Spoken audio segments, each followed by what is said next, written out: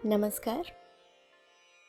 कहानी गोल्ड में आज सुनिए हंस में प्रकाशित जयश्री रॉय जी की कहानी उदास नीले दिन। अनुमेहा, मैं तुमसे प्यार करता हूँ, तुमसे, सिर्फ तुमसे। अनुमेहा। शिशिर की आवाज धुएं में डूबे पहाड़ों से टकराकर हर तरफ ध्वनित प्रतिध्वनित होती है। धारासार बारिश में भीगता जंगल स्तब्ध खड़ा रहता है। पहाड़ी झरने उफन कर बहते हैं। हवा का उन्माद वादी में चीखता फिरता है।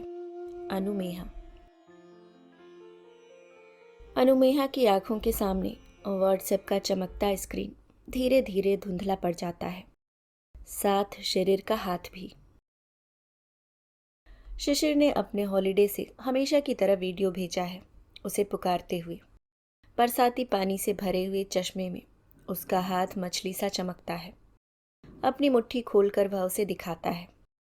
देखो अबरक, यहाँ की जमीन में खूब है, पानी का तल चमक रहा, इनमें मुझे तुम्हारी आंखें दिखती हैं।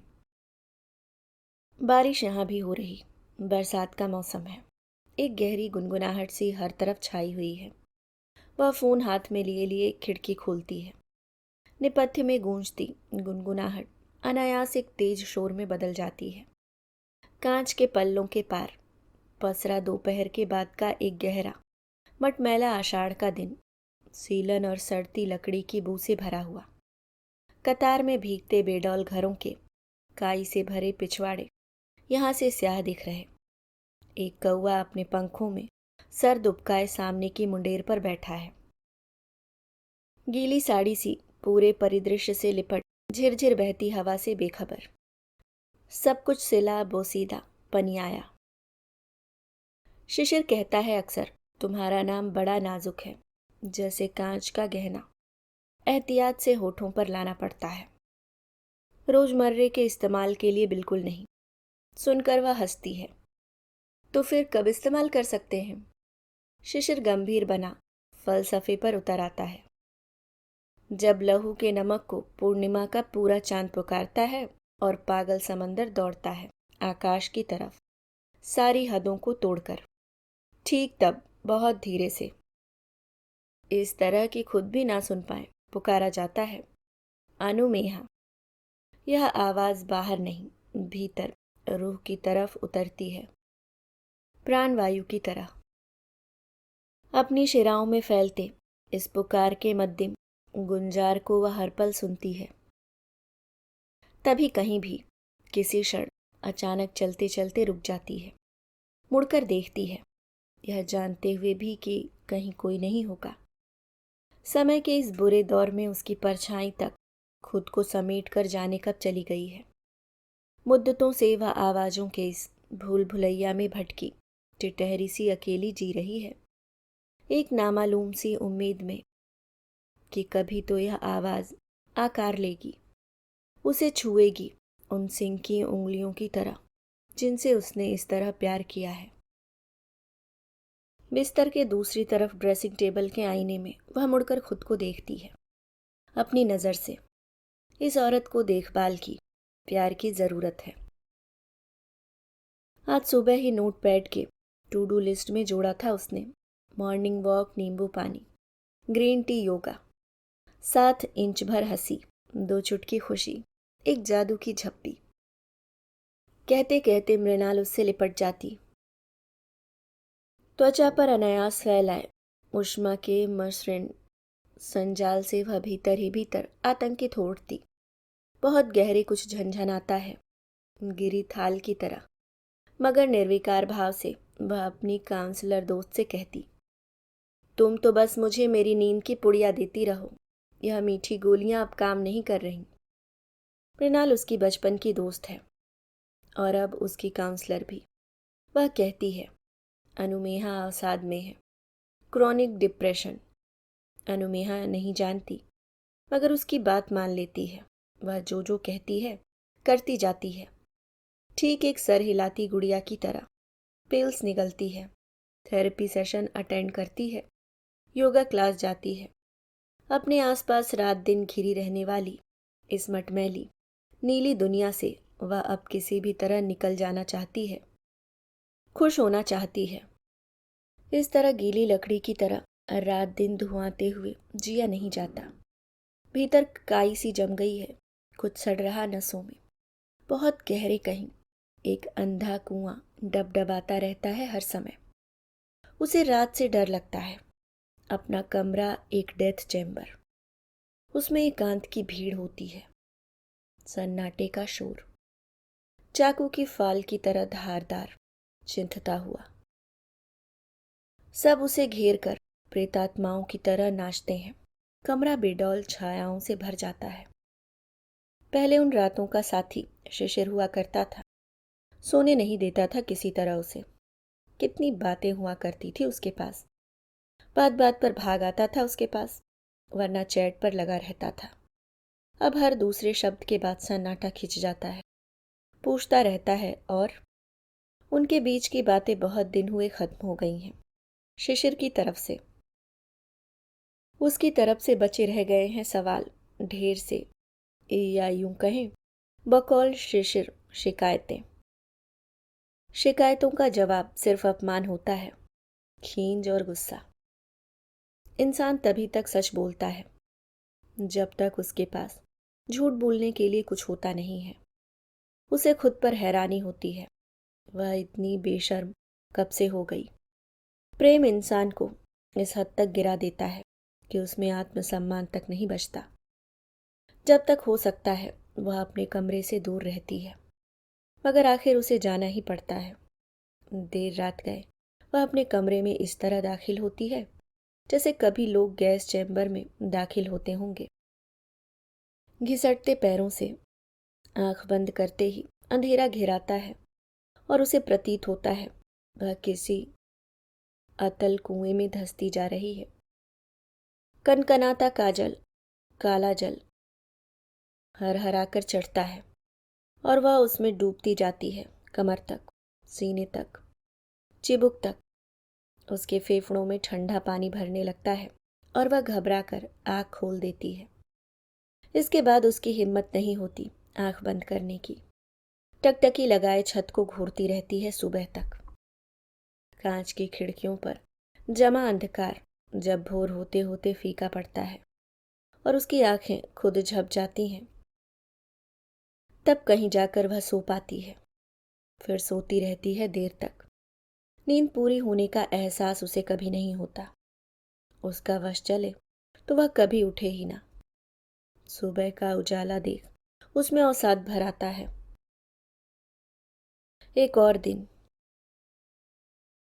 कुछ इसी तरह अपनी फीलिंग्स समझाने की कोशिश की थी उसने मृणाल को, जब बहुत मुश्किल से बात करने के लिए तैयार हो पाई थी पहली बार। यह सब आसान नहीं था उसके लिए।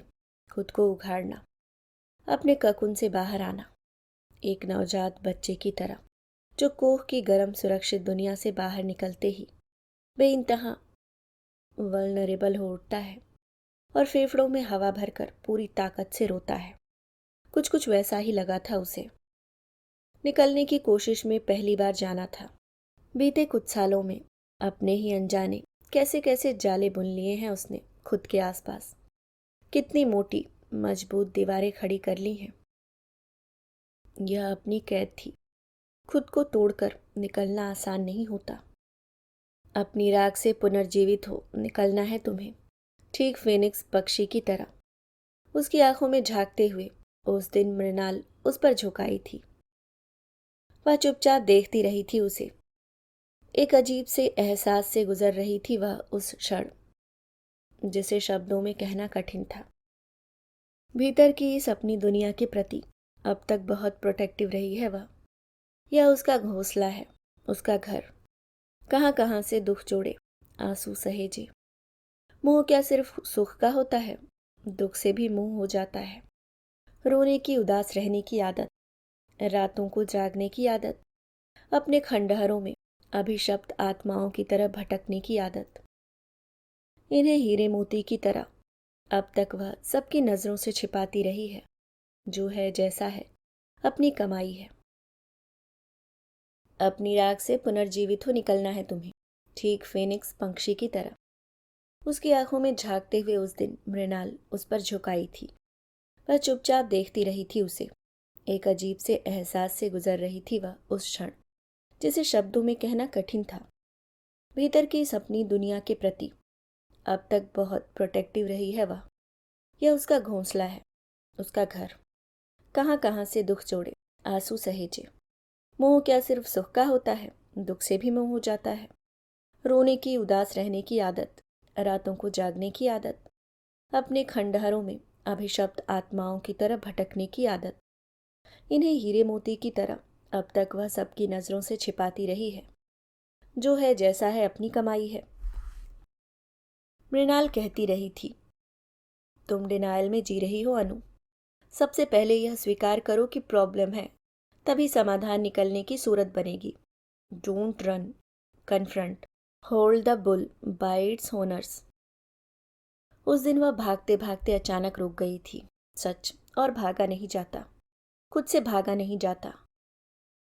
जन भर की क्लांति लिए वह ढह पड़ी थी। मुझे बचा लो मृणाल, मैं जीना चाहती हूँ। मृणाल ने उसका हाथ दबाया था। मैं या कोई और नहीं, तुम्हें, बस तुम खुद बचा सकती हो। अपने आप पर यकीन लाओ। जानती हो सेल्फ रिजेक्शन हर जहनी बीमारी की जड़ में होता है। तो पहले खुद को स्वीकारो, खुद से प्यार करना सीखो। कैसे? पूछते हुए वह अस्त व्यस्त हो उठी थी। एक बार फिर प्यार करना होगा, वह भी खुद से। यह सजा उसे बार बार क्यों मिलती है? प्यार तो बस दुख देता रहा अब तक। मृणाल उसकी सोच उसके चेहरे पर पड़ती रही थी शायद। तभी कहा था, रोज खुद से कहो, आईने के सामने खड़ी होकर, आई लव माई सेल्फ। दूसरे दिन सुबह वह आईने के सामने खड़ी रही थी देर तक, मगर कुछ कह नहीं पाई थी। जो कांच पर प्रतिबिंबित है, उसे वह क्या, किसी ने भी प्यार नहीं किया आज तक। उसकी अपनी माँ तक ने नहीं। उसने तो उसे जन्म दिया था। एक आवाजों का शोर भीतर गड़मड़ होता रहता है। साथ शिशिर की, सांप की तरह हिशहिशाती आवाज, यू स्टूपिड वुमेन। जिसे जिंदगी की तरह प्यार किया है, उस आवाज का दंश सहता नहीं। उसे सोचकर हैरत होती है। यह कभी मखमल सी मुलायम हुआ करती थी उसके लिए, अब सब कुछ किसी और जन्म की बात लगती है। अपनी तरफ उठी उन सख्त आंखों में कब उसकी खुद की आंखें शामिल हो गईं, उसे पता भी नहीं चला। जिससे उसके अपने भी प्यार नहीं करते, उससे वह कैसे प्यार करे? वह अच्छी नहीं, सचमुच अच्छी नहीं। उसने खुद को ठुकरा दिया, हमेशा के लिए। तब से एक बहुत मुश्किल सफर में है वह। ऐसा सफर जिसमें न पांव है न हौसला। अगर कुछ है तो बस अनिश्चय और संशय। जीवन के एक पड़ाव से दूसरे पड़ाव तक अब तक चलते हुए साथ अगर कुछ रहा तो बस यही, दीमक सा परत दर परत कुरेदता, अकेलापन और विशाल बरगद की तरह अगजग फैली नीली उदासी की पसलियों में गहरे तक धसी जड़े। वह हर भीड़ में नितांत अकेली बनी रही, अपनों के बीच अजनबी। तब कहाँ जानती थी, यह भी किसी मन के रोग के सूक्ष्म संकेत हैं। मृणाल ने ही कहा था एक दिन, निरंतर अकेलेपन का एहसास, अजनबियत एक मानसिक अवस्था भी होती है। तुम नाखून चबाना, पैर हिलाना बंद करो अनु। यह नर्वस मैनरिज्म है। उस एक दिन के बाद वह मृणाल से बचती रही थी। उसे ठीक नहीं होना, बीमार है तो बीमार सही। उसे अपनी इस दुनिया की आदत है। पिंजरे में वर्षों से बंद किसी पंछी की तरह वह बार बार दरवाजा खुलने की संभावना से आतंकित अपने भीतर लौटती रही। एक तरफ का प्रछन्न सुरक्षा बोध है इसमें, परिचय का, नितांत अपने होने का। मृणाल ने कई सवाल रखे थे उसके सामने। अकेला लगता है, सब कुछ अर्थहीन, होपलेस। कभी मर जाने का ख्याल आया? वह खिड़की से बाहर देखती हुई नामी सर हिलाती रही थी।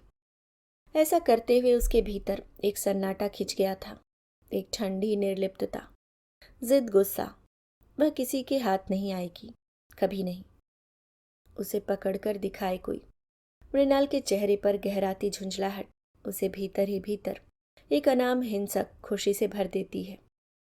मृणाल का मनोविज्ञान, काउंसलिंग सब कुछ हका देगी वह। उसकी दुनिया में किसी को आने की अनुमति नहीं। बिना कुछ किए उसे गहरी थकान होती है। स्लीप डिस्क और सियाटिका का दर्द उसे चलने फिरने नहीं देता। नींद और थकान के बावजूद रात भर सो नहीं पाती। भूख में शुगर गिर हाथ पैर कांपते हैं, मगर मुंह में कौर डालते हुए उबकाई आती है। उसने यह सारी बातें मृणाल को नहीं बताई थी। वह इन्हें भी उसके डिप्रेशन के खाते में डाल देती, जैसे अब तक उसके किसी भी काम में मन ना लगने, तेजी से वजन गिरने और सोफे पर पड़े पड़े घंटों टीवी देखने की आदत को डिप्रेशन के लक्षण बता चुकी थी। पीने की बात सुनती तो उस पर ठप्पा ही लगा देती। वह नहीं समझेगी। कभी कभी होश में रहना कितना कठिन लगता है। जी चाहता है हमेशा के लिए नहीं तो कुछ देर के लिए मर जाए। मोर्च के ठंडे ड्रॉर में कोई रख दे कफन में लपेटकर, भट्टी से सुलगते माथे को जरा ठंडक मिले, सांस न लेनी पड़े कुछ दिन। ऐसे ख्याल अक्सर सुबह आते हैं। बारिश की बैंगनी रंग में नहाई सुबह, भीगी पारिजात की पनियाई महक, मुंडेरों पर बैठकर चुपचाप भीगते पंछी उसे अंदर तक बोझिल कर देते हैं।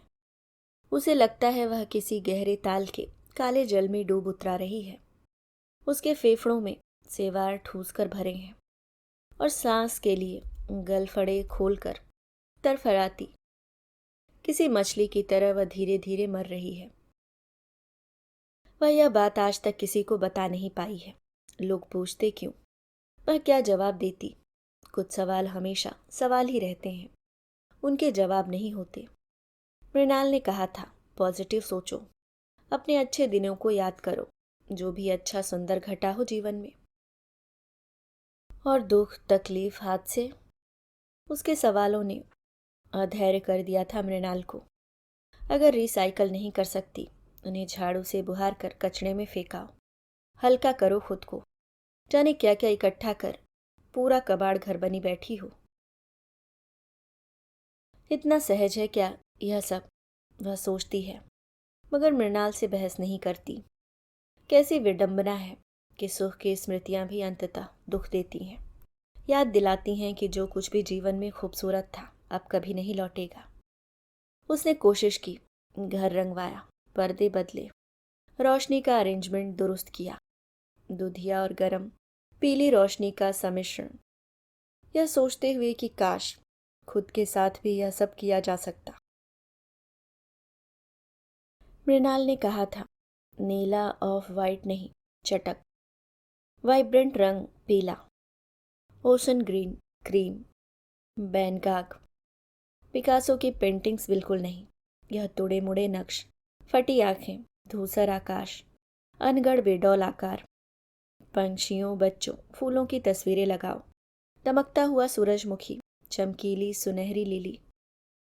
गुलदान में लिली सजाकर वह अपने भीतर की उसर जमीन पर फूलों की आहट लेती बैठी रही।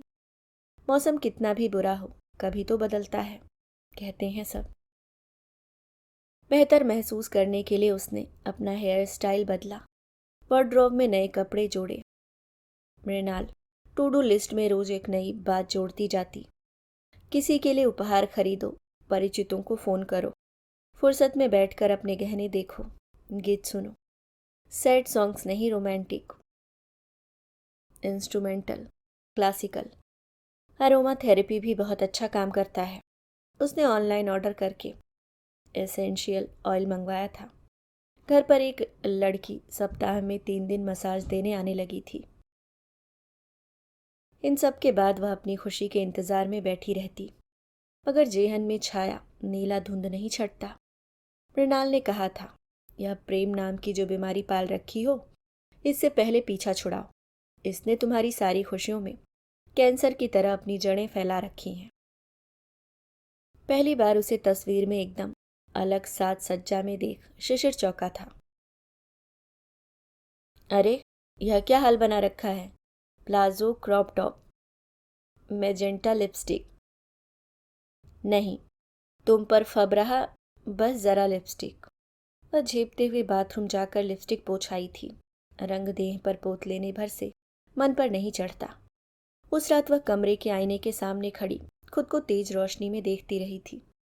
कनपटियों से पकते बाल, आंखों के नीचे स्याह घेरे, गले पर सिकुड़ती त्वचा। 48 की है वह, यही है उसकी सच्चाई। अब वह भूलना नहीं चाहती, मगर इन सब के बीच शिशिर के शब्द कौंधते हैं। तुम्हें लेकर मेरे मन में एक जबरदस्त ललक है। उस ललक का रंग इतनी जल्दी धूसर कैसे पड़ गया? अब उसकी ओर जो उठती है उन आंखों की नजर मुर्दा है, एकदम तापहीन, एकदम तापहीन। मृणाल कहती है, पॉजिटिव सोचो। क्या है पॉजिटिव सोच? सच्चाई से पीठ फेर कर, कबूतर की तरह आंख मूंद कर यकीन करना कि सब ठीक है। वह सब कुछ नहीं घट रहा या जीवन में नहीं है जो है। इससे बेहतर क्या यथार्थ को स्वीकार कर उसका सामना करना नहीं है? वह बीमार है, एक तरह से अपाहिज है, अधेड़ हो चली है। उससे अब कोई दीवानावार मोहब्बत नहीं कर सकता, उसके लिए दुनिया जहान नहीं छोड़ सकता। गहराती धुंध में शिशिर के शब्द रह रह के चमकते हैं। तुम, सिर्फ तुम अनु, कोई भी, कुछ भी तुमसे बढ़कर नहीं। तुम्हारे हर निर्णय में तुम्हारे साथ हूं। तुम्हारे लिए दुनिया छोड़ दूंगा, कभी भी। बस एक बार कहकर देखना। इन शब्दों पर उसने कभी विश्वास नहीं किया था। प्यार में कुछ बातें कहने के लिए होती हैं, निभाना अलग बात। उसने उसे कभी नहीं आजमाया। वक्त आने पर वह खुद ही टूट गया। मृणाल को सुनकर ताज्जुब नहीं हुआ था। बकौल उसके अधिकतर मर्द सामंती मानसिकता के होते हैं। अपनी पत्नी को छोड़ना आसान नहीं होता उनके लिए, आखिर मालिक होते हैं उनका। फिर अनुकूलन संस्कार। एक तरफ पूरी दुनिया, दूसरी तरफ अकेला प्यार। हारेगा तो प्यार ही ना। शिशिर को झूठ बोलते देख उसे अब भी दुख होता है, मगर यह सोचकर तसल्ली कर लेती है कि कम से कम झूठ तो बोल रहा, कहीं कुछ लिहाज है। यह भी क्या कम है। उसकी बात सुन मृणाल बेतरह हंसी थी। वाकई पॉजिटिव थिंकिंग। उस बिना पेंदी के लोटे की हरामजदगी में इंसानियत ढूंढ निकाला है। देर से मिले थे दोनों, वह और शिशिर। उस पर अपनी माँ और छोटे भाई की जिम्मेदारी थी। भाई के पढ़ लिख कर नौकरी में लगते लगते वह 40 की हो चुकी थी। सालों जिम्मेदारी के बोझ से झुकी, एक दिन अनायास वह हर तरह से आज़ाद हो गई। आज़ाद और खाली। भाई ने नौकरी लगते ही अपनी प्रेमिका से शादी कर अलग घर बसा लिया। माँ इसके कुछ दिन बाद ही चल बसी। जिस दिन भाई अपनी पत्नी के साथ चला गया, वह पागलों की तरह रात भर जागकर सारे घर में घूमती रही। अचानक कितना बड़ा हो गया था यह घर। भाएं भाएं करते खाली बरामदे, कमरे, रसोई। पहले हर बात के लिए जगह कम पड़ती थी। उस दिन डाइनिंग टेबल के एक सिरे पर बैठकर वह देर तक एक एक और निगलने की कोशिश करती रही थी और अंत में थाली सरकाकर उठाई थी। अकेले घर में हर आवाज शोर बन जाती है। उस रात सारे घर की बत्तियां जलाकर सोई थी वह। अचानक अवचेतन में छिपे बैठे बचपन में सुनी कथा कहानियों के भूत जिंदा होकर बाहर निकल आए थे। उसे घेर कर रात भर नाचते रहे थे। सर से चादर ओढ़कर वह काठ बनी पड़ी रही थी सुबह तक, एकदम पसीना पसीना। बचपन में डर लगने पर माँ कहती थी, राम का नाम लो। माँ का दिया वह भोला विश्वास भी तो न रहा। कई बार उसने बिस्तर के खाली हिस्से को आदतन टटोला था। वहां पहले माँ होती थी। आश्वस्ति का वह आश्रय भी गया। उस दिन की सुबह कितनी जर्द, कितनी नीली थी। बादल की महीन मटमैली परतों के पीछे कहीं सूरज छिपा था। दिन के चढ़ने के साथ साथ क्षितिज में सब सफेद धब्बा कांपते हुए धीरे धीरे फैलता रहा था। रोशनी जैसे सारी की सारी कोई स्याही सोख सोख ले गया था। बारिश से पहले की उमस, एकदम थमकी सी हवा और भरी हुई चुप्पी। उसे लगा था इस सारी दुनिया में वह एकदम अकेली है। उसके सिवाय कहीं कोई जिंदा इंसान नहीं। चलते चलते वह दुनिया की आखिरी छोर पर पहुंच गई है और आगे बस आकाश से पाताल तक हरहराता हुआ एक गहरा नीला शून्य है। रीढ़ पर सांप की तरह फिसलते एक तेज डर के एहसास ने उसे एकाएक किसी स्याह गिलाफ की मानिंद सारा का सारा निगल लिया था। वह बच्चों की तरह माँ को पुकारते हुए रोती रही थी। उस दिन उसे चुप कराने कोई नहीं आया था। हर बोझ जिम्मेदारी से छूट जाने की यह एक बहुत बड़ी कीमत थी। शिशिर उन्हीं दिनों मिला था उसे। वह तो हमेशा की तरह बगल से बचकर निकल जाती, मगर शिशिर रास्ता रोककर खड़ा हो गया था सामने। उसे रुकना पड़ा था, या कि रोक ली गई थी। शिशिर की बातों में जादू था। उसने क्या क्या कहा था अब तो याद नहीं, मगर उसकी तासीर अब तक बनी हुई थी। उसने कहा था, बहुत देर से मिले हम, मगर अब जो मिल गए हैं एक पल नहीं गंवाना है।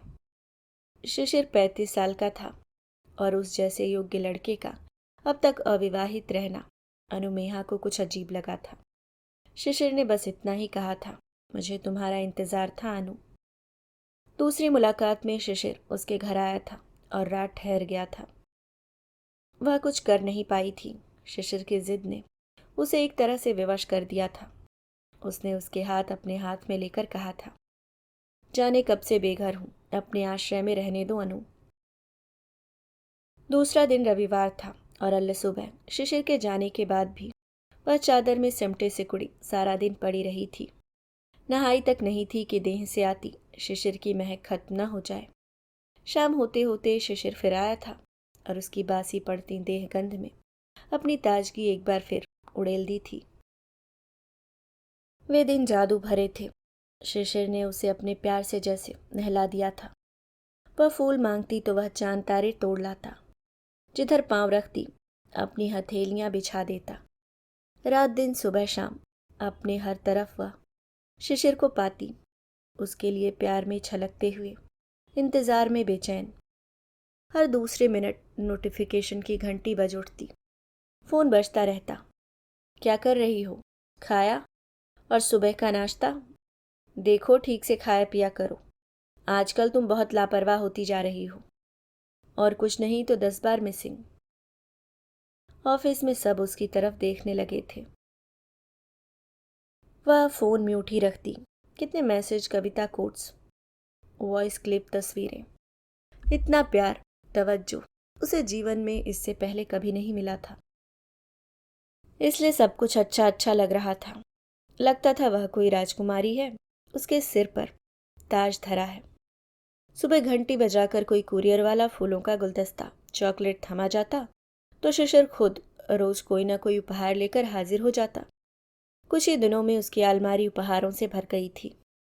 बिस्तर पर भी शिशिर उसे कुछ ऐसा ही महसूस कराता था। उसका स्पर्श उसकी त्वचा पर फूलों की तरह कोमल और चाहना भरा होता था। शिशिर ने उसकी सारी जिम्मेदारी उठा ली थी। उसका एक एक काम खुद करने की जिद करता।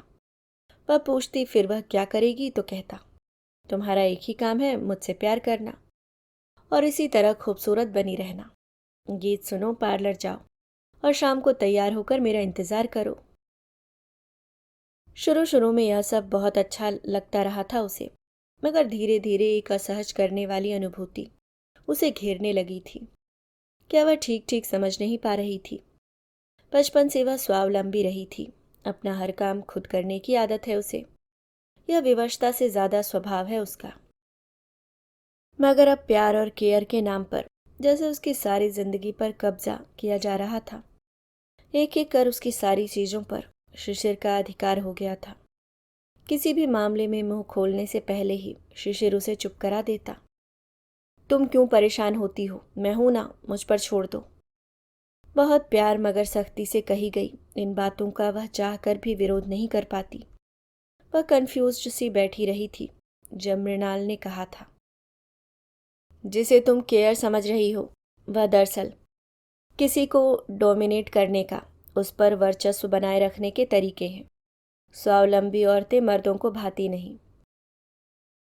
इस बात को समझो, हर तरह से निर्भर इंसान ही हर तरह से काबू में रहता है।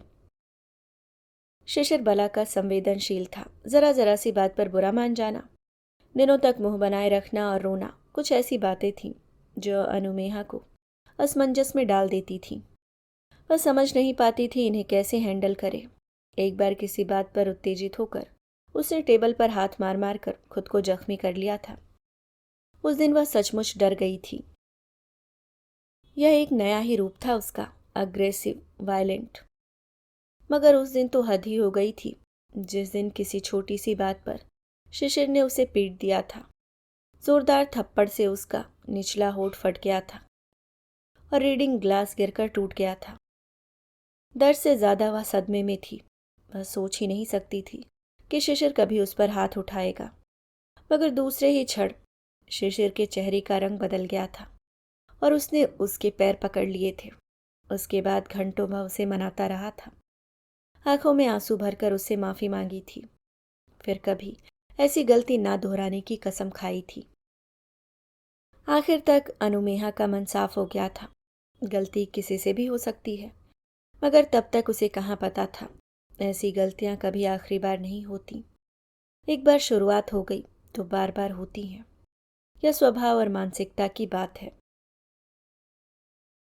इसके बाद जब भी शिशिर ने उस पर हाथ उठाया था उसी तरफ माफी मांगी थी, बार बार, फिर कभी ऐसी जरूरत ना करने की कसम खाई थी और बिस्तर पर उसे प्यार से नहलाते हुए बताया था। वह उससे प्यार करता है तभी हाथ उठ जाता है। आखिर मर्द उसी पर हाथ उठाता है जिसे अपना समझता है। एक बड़ी चील की परछाई सा अंधेरा धीरे धीरे उतरा था उसके जीवन में। इसका एहसास तब हुआ था जब रोशनी का आखिरी कतरा तक जर्द पड़ गया था। हर संबंध का शायद एक हनीमून पीरियड होता है, उनका भी था जो धीरे धीरे गुजरने लगा था। इस तरह की अनुमेहा देखकर भी समझ नहीं पाई। जिन शब्दों के फूलों भरे गलीचे पर वह चल रही थी उसके नीचे बारूदी सुरंग बिछा है, वह सोच नहीं पाई थी। हर तरह से अकेले मन पर शिशिर का ऑब्सेशन हर पल छाया रहता था। हर काम के बीच उसे उसके शब्द याद आते, हमारे बीच हमारा तुम्हारा जैसा कुछ नहीं, वह एक है। अब जो वह आ गया है, अनुमेहा की सारी जिम्मेदारी उसकी। उसने उसका नेट बैंकिंग, ईमेल, फेसबुक सबका पासवर्ड ले लिया था। अनुमेहा को यह सब सहज नहीं लग रहा था। उसके जीवन में ऐसा कुछ नहीं था जिसे छिपाने की जरूरत पड़े, मगर यह उसकी निजता का प्रश्न था। मगर शिशिर इस अधिकार और प्यार से मांगता कि उसके ना कहने की गुंजाइश नहीं बचती। शिशिर की हरकतें अब उसे डराने लगी थीं। उसकी अनुपस्थिति में जल्दी जल्दी वह उसका फोन चेक करता और फिर हर बात को अपने ढंग से लेकर उससे घंटों झगड़ा करता। शिशिर बेहद स्वस्थ और ऊर्जा से भरा हुआ था। सारी रात जागकर भी दिन भर तरोताजा रहता, मगर अनुमेहा के लिए उसके साथ चैट में रात रात भर जगकर सुबह ऑफिस जाना कठिन हो गया था। वह अपने टेबल पे बैठी बैठी कई बार ऊँघ जाती।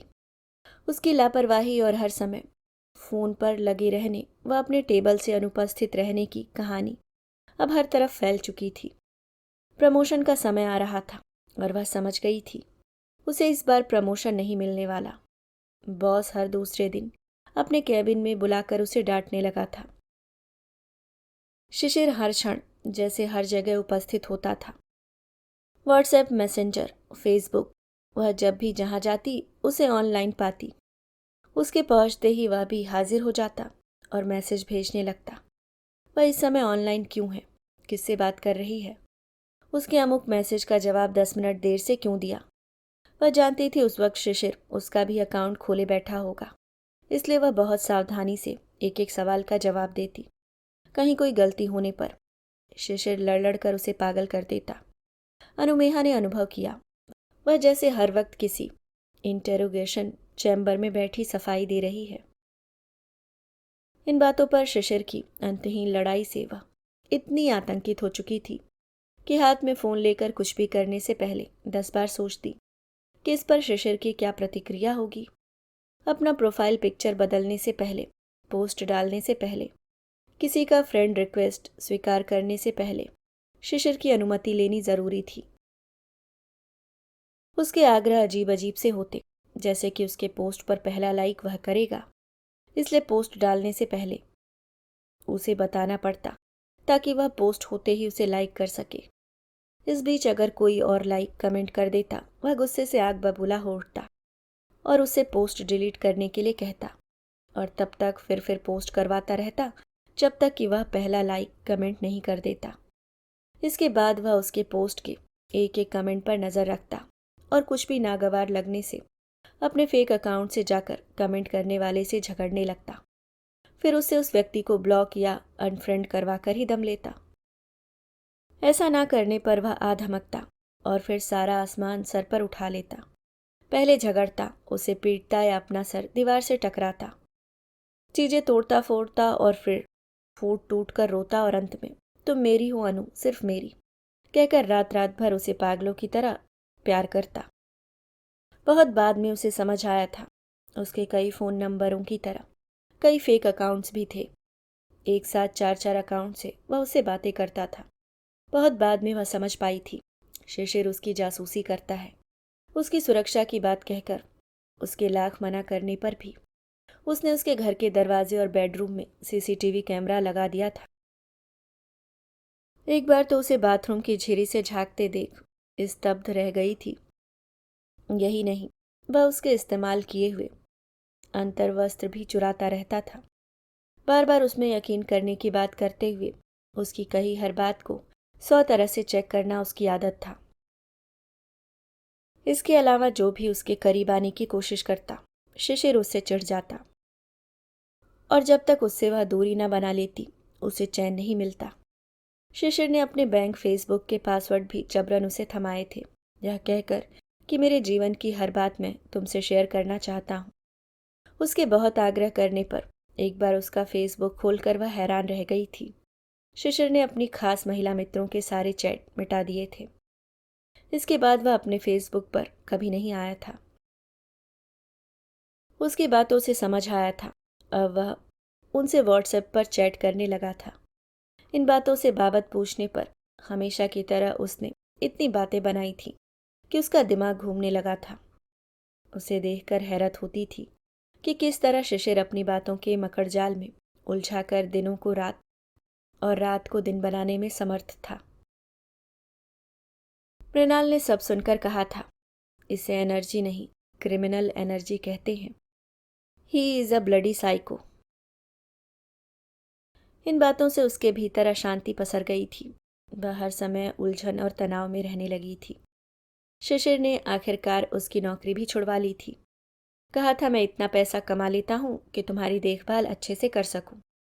हम जल्दी शादी कर लेंगे, बस माँ को मना लूं, फिर तुम्हें किसी दिन अपने घर ले चलेंगे उनसे मिलवाने।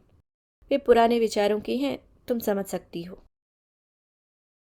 इसके बाद एक दिन अचानक उसे पता चला था शिशिर शादीशुदा है और उसका एक बेटा भी है। उस दिन पहली बार उसने शिशिर को कई थप्पड़ मारे थे और घर से निकाल दिया था। शिशिर बारिश में भीगते हुए रात भर उसके घर के बाहर बैठा रहा था और बार बार मिन्नत करता रहा था, एक बार वह उसकी बात सुन ले। बाद में उसने बताया था, यह सारा झूठ उसने सिर्फ उसका प्यार पाने के लिए बोला था। उसके पास इसके सिवाय कोई दूसरा रास्ता नहीं था। पहले पता होता तो वह किसी तरह उसे अपने पास आने नहीं देती। उसकी माँ ने पैसों के लिए उसकी शादी अपनी अमीर सहेली की बदसूरत बेटी से करवा दी थी। माँ को उन दिनों हार्ट अटैक आया हुआ था और वह माँ के आग्रह को ठुकरा नहीं सका था। शिशिर ने उसे भरोसा दिलाया था, वह जल्द अपनी पत्नी को छोड़ देगा, जरूरत हुई तो अपने बेटे को भी, और उससे शादी कर लेगा। अनुमेहा बुरी तरह कंफ्यूज्ड हो गई थी। उसे सूझ नहीं रहा था क्या करे। यह स्थिति उसके लिए असहाय थी, मगर शिशिर से उसने सच्चा प्यार किया था, यकीन किया था। उसकी कई आदतें उसे परेशान करती थी, मगर सच यही था, वह शिशिर पर भावनात्मक रूप से निर्भर करने लगी थी। फिलहाल शिशिर के सिवाय उसका ऐसा कोई नहीं था जिसे अपना कहा जा सके। इतनी बातें, प्रतिश्रुतियां, केयर झूठ नहीं हो सकता। शिशिर इस तरह रोए हुए, अपने बेटे की कसम खाते हुए गाढ़ी आवाज में बोलता था कि वह यकीन करने पर विवश हो जाती थी। इसके बाद के कुछ साल दुस्वप्न की तरह बीते थे। शिशिर की बातों के भूल भुलैया में वह भटक भटक कर मानसिक संतुलन खोने की कगार पर पहुंच गई थी। वह उसे आश्वासन देता रहता, वादा करता, मगर हकीकत में कुछ भी नहीं करता। कुछ भी न करने के पीछे उसके पास बहानों और मजबूरियों की एक लंबी फहरिस्त हरदम हुआ करती थी। कभी बूढ़ी माँ के लिए, कभी समाज के लिए, तो कभी बेटे के लिए। धीरे धीरे उसने समझा था शिशिर एक तरह के डिनाइल में जी रहा है। जो करता या करना होता उससे ही आखिरी पल तक इनकार करता रहता। इस बात के जिक्र करने तक से वह बेतरह नाराज हो उठता। शायद यह उसके भीतर का गिल्ट था। कहता यह सब अनुमेहा के दिमाग का फितूर है, वह शक्की है, जो है नहीं उसकी कल्पना करती है। उसे खुद को किसी मनोचिकित्सक से दिखाने की जरूरत है। एक दिन वह अपना हर वादा पूरा करेगा और उसे गलत साबित कर देगा। मगर जब एक एक कर वादा टूटता जाता और वह उससे सवाल करती, बड़े सहज भाव से वह कहता, फिलहाल इस बात का कोई जवाब नहीं है उसके पास। उसने ऐसा कुछ भी सोचकर नहीं किया, बस हो गया। इसी सहज भाव से एक दिन उसने कहा था, यही प्रॉब्लम है कुंवारी लड़कियों से अफेयर करने का, शादी के लिए गले पड़ जाती हैं। इससे बेहतर है शादीशुदा औरतें सेफ सेक्स के लिए भी। शादी वादी का झंझट भी नहीं, छोड़ दो तो अपने खूंटे से बंधी मुंह दबाकर रो रो कर रह जाती हैं, कुछ कर नहीं पाती। बार बार के इनकार के बाद एक दिन उसने स्वीकार किया था। उसका अभी तक अपनी पत्नी के साथ जिस्मानी संबंध थे। हमेशा की तरह फूट फूट कर रोते हुए बताया था, वह अपनी पत्नी को मन से कब का त्याग चुका है, मगर इसके लिए मजबूर है। वह दफ्तर में फ़ोन करके उसे जब तक बुला लेती है, मना करने पर दफ्तर में शिकायत कर उसकी नौकरी खत्म करने की धमकी देती है। घर में बेटा है, माँ है, इसलिए उसे चुपचाप उसकी बात माननी पड़ती है, वरना वह चिल्ला चिल्ला कर पूरा घर सर पर उठा लेती है।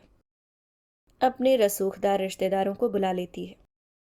फिर उसके पैरों पर गिरकर कहा था, वह प्लीज समझे, यह बस एक फिजिकल बात है। उसके मन में तो वही बसी हुई है। बाय गॉड, जब वह अपनी पत्नी के साथ होता है, मन ही मन उसे ही प्यार करता होता है। एक दिन उसने अपनी पीठ पर के निशान दिखाए थे और कहा था, उसकी पत्नी बेहद वायलेंट स्वभाव की है और जब नाराज होती है उसे बुरी तरह पीटती है। सुनकर अनुमेहा हैरान रह गई थी। ऐसा भी होता है? तुम नहीं जानती मेरी तकलीफ। शिशिर फिर फफक फफक कर रोता रहा था। मेरा बचपन आतंक के साए में बीता। मोहल्ले के कई आवारा लड़कों ने मिलकर मेरा रेप किया था। फिर मास्टर जी, दूर के रिश्ते के एक ताऊ जी, लगातार। सुनते हुए अनुमेहा वितृष्णा और आतंक से भर गई थी। मना करने पर केन से मार। मुझे डर लगता है, बहुत डर लगता है, जब रेखा हाथ में छड़ी लेकर चिल्लाती है। उसकी आंखें ठीक मास्टर जी की आंखों जैसी लगती है, लाल, सुलगते कोयले की तरह, मगर फिर वे मुझे उत्तेजित भी करती है। इसी तरह पीटने के बाद मास्टर जी अक्सर मेरे साथ। मृणाल ने एक सेशन के दौरान उसकी बातें सुनते हुए कहा था, पहले मार फिर सेक्स, इससे उसके कच्चे मन का अनुकूलन हो गया। पीड़ा की अनुभूति के साथ कहीं ना कहीं सेक्स का प्लेजर जुड़ गया अवचेतन मन में। अब जब भी पीड़ा मिलती है उसके साथ कभी मिली प्लेजर की स्मृति उसके भीतर जिंदा हो जाती है और वह उत्तेजित महसूस करने लगता है। अब जो उस पर हावी हो जाता है वह उससे डरकर चलता है और कहीं से वह उस व्यक्ति के लिए उत्तेजित भी महसूस करता है। Sad, very sad. सुनकर उसे याद आता था पहली बार जब उसने मुड़कर शिशिर को थप्पड़ मारा था। शिशिर का चेहरा एकदम से बदल गया था और वह भरभरा कर रो पड़ा था। उसके बाद बिस्तर पर आने के लिए उसके अनुनय विनय, एन झगड़े के बीच सेक्स के लिए उसकी यह अजीब सी इच्छा उसे अक्सर कंफ्यूज कर देती थी। अब कुछ कुछ धुंध छटने लगी थी। अनुमेहा बीमार हो गई थी। उसे सूझ नहीं रहा था वह क्या करे। विश्वास, उम्मीद, सब कुछ खत्म हो चुका था। मगर प्यार कोई निर्णय नहीं होता कि जब चाहे उससे छूट जाए। 7 सालों से वह रात दिन सुबह शाम उसके साथ थी, संपर्क में थी।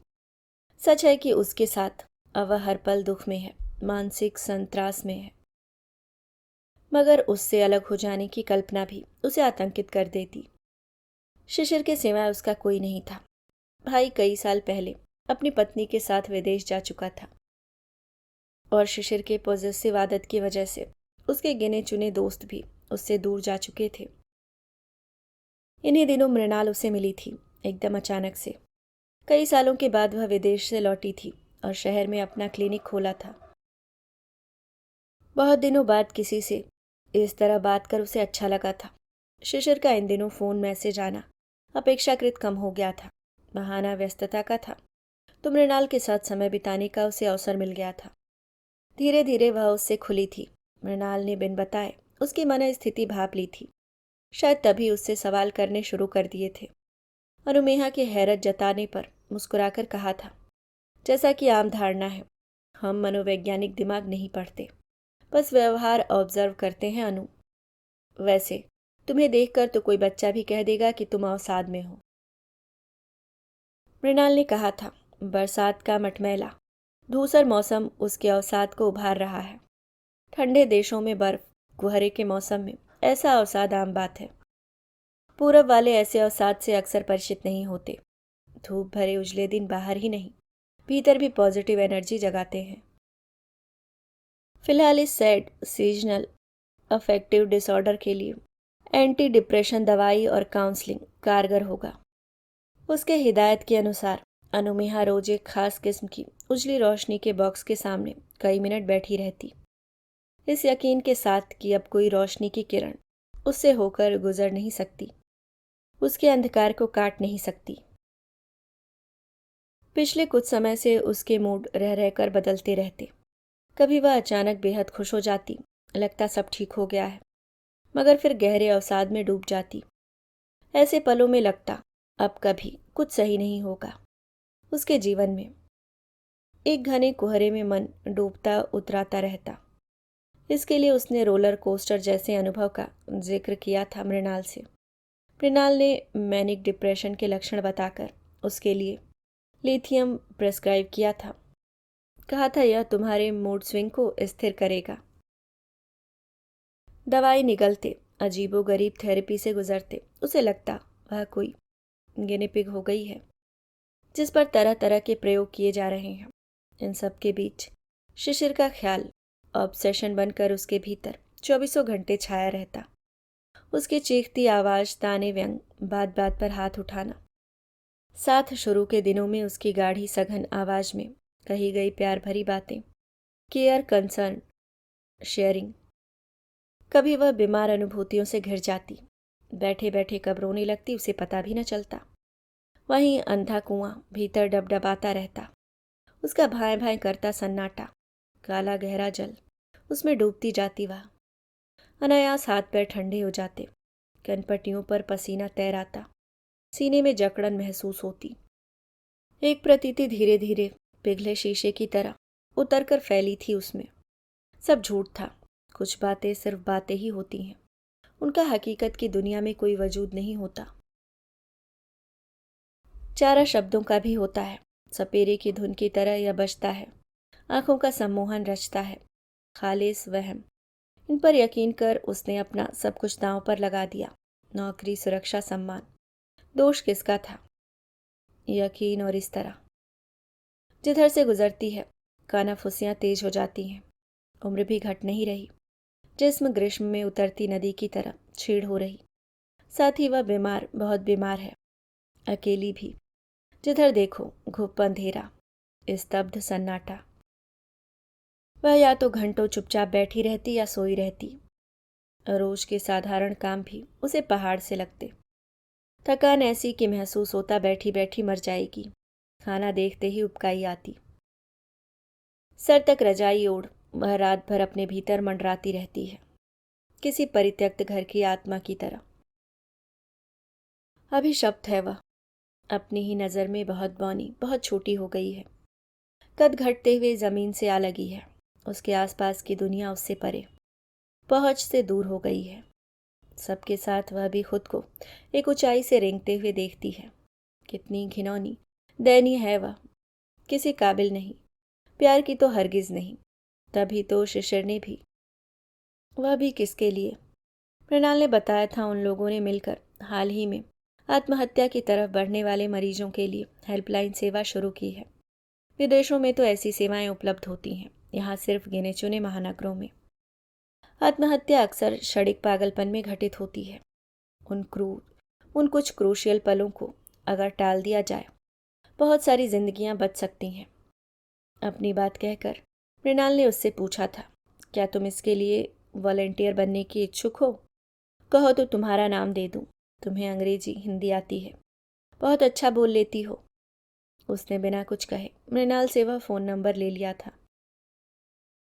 एक दिन अचानक शिशिर का फ़ोन आया था। उसे बताया था प्रमोशन के साथ उसका तबादला हो गया है। कल ही वह सपरिवार अपनी नई पोस्टिंग पर जा रहा। कुछ दिनों से बेटे के एडमिशन के लिए व्यस्त था, इसलिए उससे संपर्क नहीं कर पाया। सुनकर उसने बेवकूफ़ों की तरह पूछा था, और मैं? कुछ देर की चुप्पी के बाद शिशिर की वही गाढ़ी खूबसूरत आवाज़ गूंजी थी, एकदम सहज। तुम तो मेरे दिल में रहोगी, हमेशा की तरह। वह कुछ बोल नहीं पाई थी, निर्वाक हो सुनती रही थी। शिशिर रुका नहीं था। मैं जहाँ भी रहूं सिर्फ और सिर्फ तुम्हारा रहूंगा, यकीन रखना। यह भौगोलिक दूरी कभी हमें एक दूसरे से अलग नहीं कर पाएगी। अनु, वैसे एक सुझाव है, तुम अपने भाई के पास विदेश क्यों नहीं चली जाती? इसके बाद जाने कितने दिन बीते थे। समय के साथ अनुमेहा ने भागना छोड़ दिया था। सारी तकलीफ उम्मीद के होने से थी। अब जो कोई उम्मीद नहीं बची, सब कुछ आसान हो गया है उसके लिए। ना कोई इंतज़ार, ना वह रोज़ रोज़ की मायूसी। भीतर कुछ रह गया है तो बस एक असीम शून्य। और वह जिधर देखे जहाँ देखे अपनी परछाइयाँ तक समेट कर वह खुद में बंद हो गई है। यहाँ रोशनी नहीं, हवा नहीं, धूप नहीं। याद नहीं कब से वह नियमित दवाई नहीं लेती, मृणाल से नहीं मिलती, घर से नहीं निकलती। हाँ, खुद में रहने के लिए उसने एक तरकीब ढूंढ निकाली है। पहले शिशिर की छोड़ी हुई विस्की की बोतलें उसने खाली की थी, फिर बाजार से ले आई थी। यह अच्छा है नशा, उसे अपने में रहने नहीं देता। सारी तकलीफ तो यही है, खुद में होना, किसी भी तरह छूटना है खुद से। यह पूरा अजाब है। जाने कितने दिन बाद उसने उस दिन फेसबुक देखा था। शिशिर को सब बधाई दे रहे थे बेटी होने की। शिशिर ने अस्पताल में अपनी पत्नी, बेटे और नई मेहमान को बाहों में समेट कर मुस्कुराते हुए तस्वीर लगाई थी। लिखा था, नाउ आई फील कंप्लीट। तस्वीर देखकर अनुमेहा के भीतर कोई प्रतिक्रिया उत्पन्न नहीं हुई थी। बर्फ की चादर में लिपटे उलंग निर्वसन जंगल की तरह भीतर सब कुछ स्तब्ध था, स्तब्ध और निर्वाक। इसमें चलती सांस भी शोर बनकर डरा रही थी। जाने कितनी देर अनमन बैठ वह धीरे धीरे गुनगुनाती रही थी, वह गीत जो अरसे से भूल गई थी। फिर फ़ोन करके एक होम डिलीवरी करने वाले रेस्तरां से कबाब मंगाए थे। उसके बाद देर तक नहाकर ड्रेसिंग टेबल के सामने खड़ी होकर खूब अच्छी तरह तैयार थी। दिनों बाद सिल्क की नाइटी, काले नेट के अंतर्वस्त्र, मॉइस्चराइज़र, शिशिर के प्रिय परफ्यूम की लगभग पूरी शीशी भी खुद पर उड़ेल दिया था। इस स्याह रात को खुशबू से तर कर देना है, इससे आजकल जंग लगे लोहे की गंध आती है। विस्की के साथ कबाब खाते हुए उसने भाई को कनाडा में फ़ोन लगाया था और देर तक बात की थी। उसे बताया था अपने लाइफ इंश्योरेंस, फिक्स्ड डिपॉजिट्स, सबका नॉमिनी उसके बेटे को बनाया हुआ है। कहा था कि वह अपने बेटे की तस्वीर याद से अभी व्हाट्सएप कर दे। कितने दिन देखा नहीं गुन्नू को। फ़ोन रख उसने डब्बा खोलकर अपनी रात की दवाइयाँ खाई थी, नींद की दवाई के नाम पर। यह मृणाल उसे शक्कर की गोली खिलाती है, जितना भी खा लो कोई असर नहीं। इसके बाद जाने कितनी देर तक छत के दरवाजे खोल वह बारिश में डूबे अंधकार को देखती रही थी। कैसा लगा होगा इस निविड़ रात की तरह, एकदम से अंधकार, मौन शून्य में बदल जाना। तेज बिजली की चमक के साथ सारा परिदृश्य शव की तरह सफ़ेद पड़ गया था। खड़ी खड़ी वह एक क्षण के लिए बेतरह काँपी थी। फिर कमरे में आकर उसने ड्रॉअर में उस हेल्पलाइन का नंबर ढूंढा था जो कुछ दिन पहले मृणाल ने उसे दिया था। वह कहीं नहीं मिला, जाने उसने कहाँ रख दिया था। उस समय तक वह विस्की की आधी बोतल खत्म कर चुकी थी और ठीक से खड़ी भी नहीं हो पा रही थी। कुछ देर इधर उधर देखकर उसने मृणाल को फ़ोन लगाया था। देर तक घंटी बजने के बाद मृणाल ने फ़ोन उठाया था। उसकी उनीदी आवाज़ में चिंता थी। अनु, इस वक्त सब ठीक तो है? मृणाल का प्रश्न सुन अनुमेहा ने सामने की दीवार घड़ी की तरफ देखा था।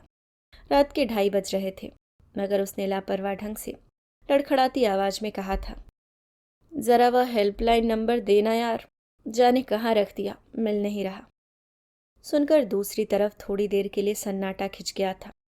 फिर मृणाल ने शांत आवाज़ में कहा था, अनु, मैं आ रही, इसी वक्त, बस 5 मिनट, मेरा इंतज़ार करना। अनुमेहा ने उसकी बात का कोई जवाब नहीं दिया था, बस सर हिलाया था। मगर लाइन के कटते ही वह हाथ में फ़ोन लिए लिए फर्श पर ढह पड़ी थी। उसकी उम्मीद के विपरीत आज नींद की गोलियां काम कर गई थीं। वह अचानक अपने उदास नीले दिन की कैद से बाहर निकल इस बरसती निविड़ रात की तरह अंधकार, मौन और शून्य में बदल गई थी। अभी आप सुन रहे थे जयश्री रॉय जी की लिखी कहानी उदास नीले दिन।